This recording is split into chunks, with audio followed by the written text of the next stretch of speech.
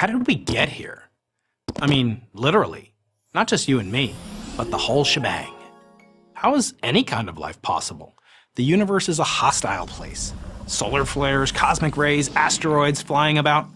The odds against our existence are truly astronomical. Take it from me. I'm an astrophysicist. My job is to look out into space, at stars and galaxies, trying to answer these basic, how did the universe come to be questions? Well, those who have a religious faith have an answer: God. The Earth's distance from the sun, the size of the atom, and 1,000 other things large and small that allow us to live and to breathe and to think all seem perfectly tuned for our existence. To many, this design suggests a designer. But from a purely scientific point of view, the faithful have a big problem. They can offer no indisputable proof for this belief. Because of the lack of hard evidence, it's probably not surprising that over 70% of the members of the National Academy of Sciences declare themselves to be atheists. But they have a big problem too.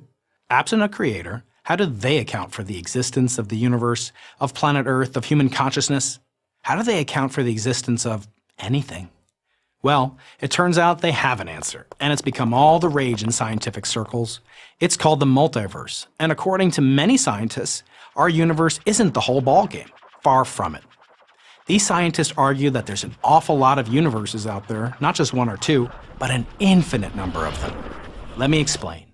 13.8 billion years ago, there was a Big Bang. From something unimaginably small, we don't know exactly what, the universe exploded into existence. How did it happen? Why did it happen? It doesn't matter, because it happened. Immediately after the Big Bang, the universe underwent a rapid expansion. Think of a gush of bubbles exploding from a seriously shaken soda can just after it's popped open.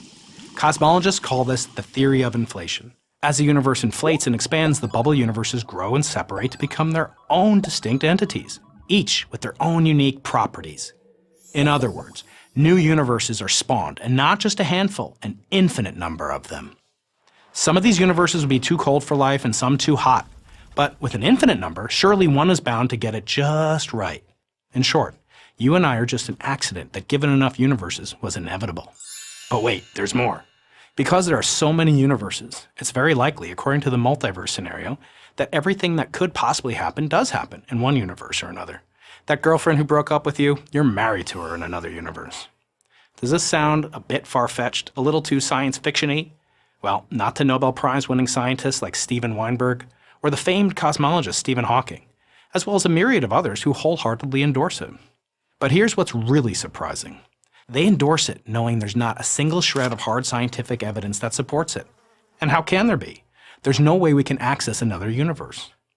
In short, a vast number of the world's most eminent scientists believe in something that hasn't been, and in all likelihood will never be proven. How does that sound to you? Probably the same way it sounds to the distinguished physicist Paul Davies. Invoking an infinity of unseen universes to explain the unusual features of the one we do see is just as made up as invoking an unseen creator. The multiverse theory may be dressed up in scientific language, but in essence, it requires the same leap of faith. Or, as G.K. Chesterton quipped, when men stop believing in God, they don't believe in nothing, they believe in anything. For multiverse believers, this is literally true.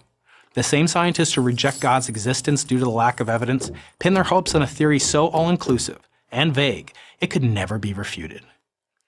Those who believe God created the universe are intellectually honest enough to admit that they do so on the basis of faith. But those who believe in the multiverse are also keeping the faith. They just don't admit it.